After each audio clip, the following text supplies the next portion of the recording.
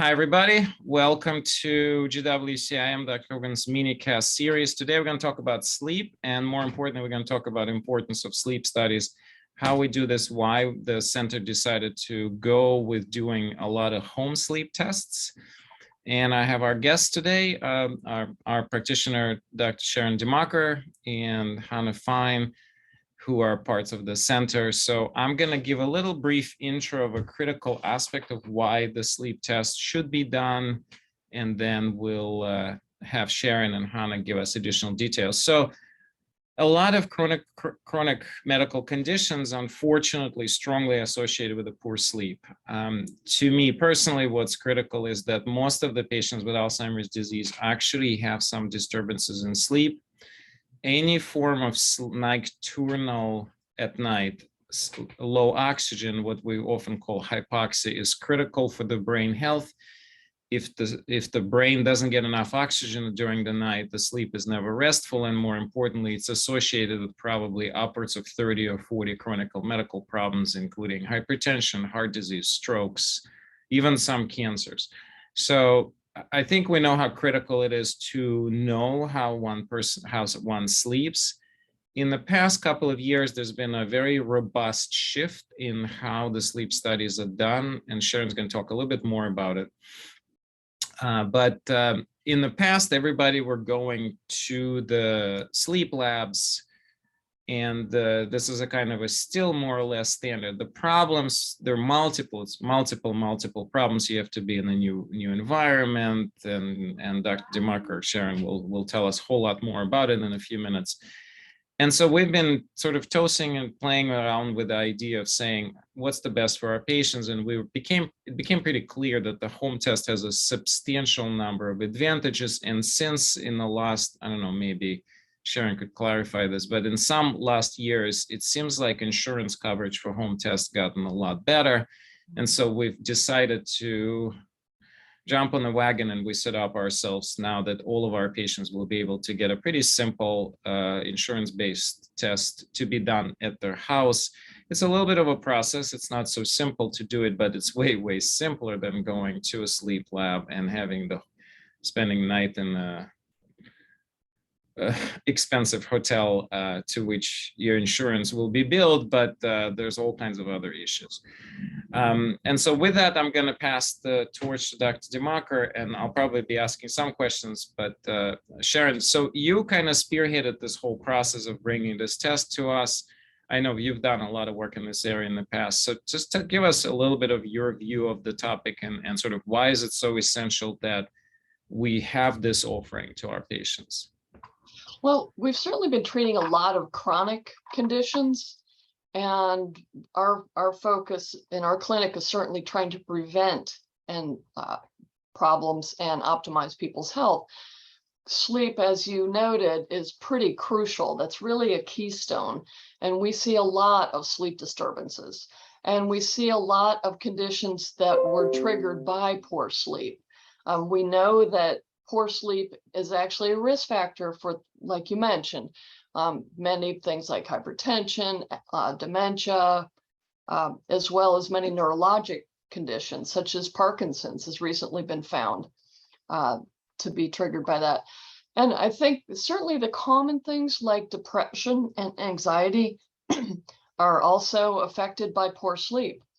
And so we're really paying a lot more attention to how can we help people get the best sleep, which then can be a foundation of really good health. We were also having trouble with our patients being able to access that in this area. And actually nationwide, it's very difficult for many people to get in with a sleep specialist. And the sleep specialists are now moving towards the home studies. They found that there's nearly a 90% correlation with what we've called the lab sleep study. Typically with the lab sleep study, then you go into this lab. It looks sort of like a hotel room. They try to make it comfortable, but you're often going in very early, which some people are not used to doing. So they're going in at 8 or 9 at night, and they're supposed to sleep until 5 or 6 in the morning. And many people understandably have trouble falling asleep on those conditions or even having their normal sleep patterns. They're hooked up to a lot of wires. They put full wires across the head to do EEG, which is measuring brain waves. They put EKG on the chest and then on the hands and the feet. So you're pretty much wired, and it's hard to move around, and it's not really necessarily giving a representative view. So if you sleep on your belly, which is how I usually sleep, and you have all these wires, like you can't even do that, right? Because you're gonna Right. potentially just rip them off, and the whole test is gonna get nullified. Right. And if you have to get up during the night to use the restroom, they've got to undo and redo everything. Wow. So And you also said something insane, which I was like, I just like, how could this even be true? You said that on the many occasions when patients can't fall asleep, the lab will give them Ambien or some other really strong hypnotic, which basically completely screw up sleep tests. Like you can't never do that for any, like it's a common sense, because just for those who are not aware, hypnotics disturb completely the cycling of the sleep stages, and basically the whole point of doing the test becomes obsolete and useless. And just looking for hypoxia alone is such a poor way of doing the sleep test. So, and how did you figure that out? Like, I've never heard of this before you told me that. My patients were actually being offered Ambien. In a sleep lab. In a sleep lab, they were told if they cannot get to sleep, we will give you a sedative. And one of the things we're often doing when we're trying to address sleep issues is get patients off some of these sedatives, because as you said, it alters what we call the sleep architecture. It gives you very different quality of sleep. And you often, you may be unconscious during the night, but you're not necessarily getting the deep restful sleep that you need. And so it's not giving representative sleep. And I think the sleep doctors have found over the last decade that really it correlates, the home study correlates very well with the lab study. There's only a small percentage of people that really need to do the lab study. And if we see that showing up on the home study, then yeah, they may end up with a lab study also. But 90% of the people don't need that. And so basically what you're saying is that we're seeing a pretty rapid shift in the whole field, moving away from this complex, cumbersome test, which often we're giving a wrong results, and to a way better technology. So let's talk about a little bit about technology, because you brought the idea of this particular company. So walk us through why this particular company and sort of what do they do, and then we'll talk about the logistics of how the test gets set up with HANA. The watch pad is what many of the sleep specialists in the DC area here are using. And I've also had a chance to try out this, as well as have my patients try it out. And we found this one was easier for patients. There were fewer problems as far as getting it hooked up, getting it turned on. This one is basically it's like a wristwatch with then a little oximeter. If people have, when you've gone to the doctor, you've got that little pulse oximeter we put on your finger to measure your oxygen levels. And that's really all it is. But what's on your wrist is a pretty sophisticated computer that it's measuring things besides your pulse rate, your oxygen level. It's monitoring your position. It's recording snoring, because we want to know, is there snoring going on along with your oxygen level fluctuations. And so it's measuring a lot of parameters, most of really what we need to understand how good is your sleep. And so the process is going to be like this. Pretty much, we actually going to suggest that anybody who feels, even for the second, that this test may have a value for them, and they have pretty much most of any chronic medical problem, or if they don't even have the chronic medical problem, but they've just been feeling that the sleep has not been good, we would recommend to run this test. And the process of ordering is pretty straightforward. We'll get to that in a minute. But I think before we get to that point, so in the past, the way this worked is we'd had to put the order in.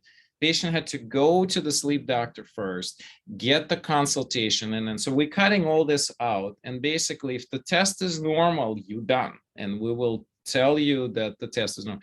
If the test is abnormal, you're going to have a consultation with Dr. DeMarker, who's going to decide whether or not we really need to have you then go see a sleep doctor, because often if it's not like, say, sleep apnea, but some general sleep disturbance, we'll manage it ourselves, which will cut completely out all these wait lists and going to finding the provider who can see you within a reasonable time frame. So with that, let's hand it over to Hannah, who's going to walk us through the process of ordering and sort of what it takes and how does it look. Thanks, Hannah. Sure. Yeah. So once you and your provider have decided that you want this sleep study, I will reach out via Charm, and I'll share with you this patient handout to look at while I talk about it. But I'll reach out via Charm. I'll ask you a few questions. I'll get your consent via signature or telemedicine verbal consent. And then I will organize all those forms together and send them to Millennium Sleep Lab through their CloudPat forum. They will reach out within the next day or two to confirm your insurance and see when you want that shipped over to you, and then they'll ship it off. With the device, there will be extensive instructions. And there is also online links that you will have access to as well to watch. You'll use it overnight, and then you'll pack it up and return it, drop it off at a FedEx. Once it's arrived back at the facility, they'll assign it to a sleep doctor immediately to interpret the results, and then they'll send them back to us, and we'll reach out and schedule a follow-up from there. And if you'd like, you can pause the video and use this barcode to watch the step-by-step guide as well. And that's pretty much it. Basically, we hope we're just starting this. We only had, I think, one patient done it so far, or maybe a couple. So we don't actually know 100% what will happen with insurance, but we're pretty sure that it'll be covered really well, because as Dr. DeMarker explained, a lot of sleep doctors are already doing this and they're not having any problems with insurance. Yeah, basically, as long as we have at least two symptoms, and one of them is fatigue, another is snoring, concentration problems, memory problems, hypertension, I believe high blood sugar, that we've got about 20 different conditions which will all apply. So it should be pretty simple. And we certainly did this partly because it'll be much faster. Right now, it would take about 6 months to refer somebody and get the test, get the follow-up, et cetera. And here we'll get a result in 4 weeks, right? Roughly. Yeah. From the time that we start this to the time we have results and can follow up, then yeah, it should be about 4 weeks. Right. And the other critical aspect is often traditional test was done, you run the lab, and then you have to meet with a sleep doctor to discuss the results.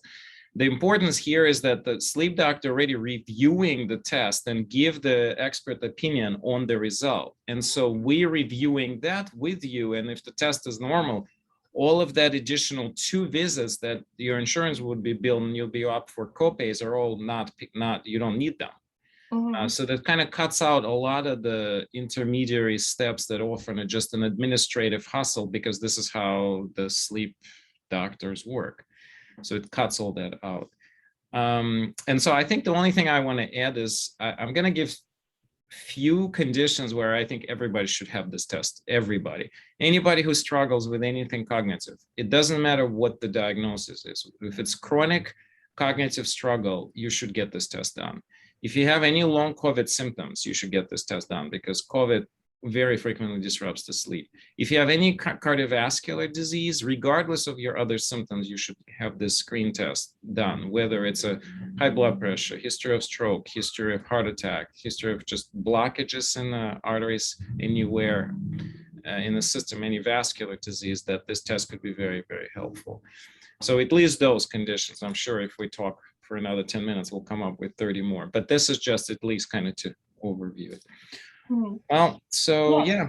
I've really been struck at how often we've seen patients, even younger patients, that were not your classic appearing sleep apnea patients, turned out to have a sleep apnea or another sleep disturbance. Yeah, I just want to highlight that. That's a great point. Everybody always like, oh, sleep apnea, sleep apnea.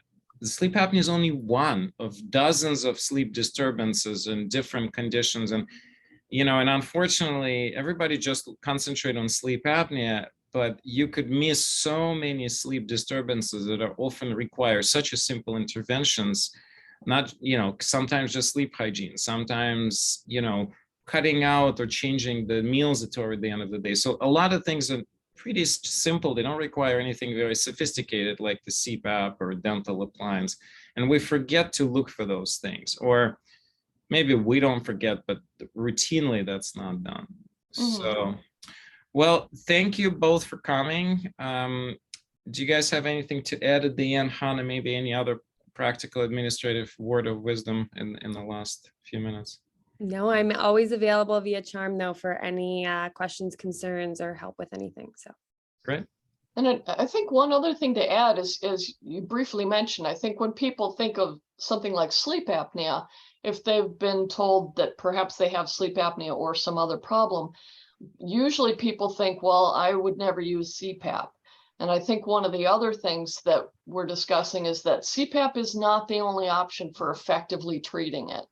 And so I've had a number of folks who have managed to try other things that didn't involve that CPAP mask and things like that. So I think even for people who maybe have been told they have sleep apnea, it'd be worth repeating this test, seeing where things are, because they can change over time, and looking at other options, because you certainly, if you have sleep apnea, you don't want to leave it untreated. Absolutely. Well, wonderful. On that note, without trying to scare anybody, I actually see this as a hugely positive thing forward, because I think we're going to find that some people who in the past said, oh, you have a bad sleep, they're going to do this sleep at home and it's going to come out way better, because the in-home environment is much more supportive. So I want to end on a positive note. And if you have any questions, send us email if you're ready to info@gwcim.com, or call us at 202-833-5055. If you're already a patient at our clinic, by all means, send a message to Dr. DeMacher, Hannah Fine, or myself, and we'll address your questions. Thank you so much and have a great day. Great. Thanks, Dr. Kogan.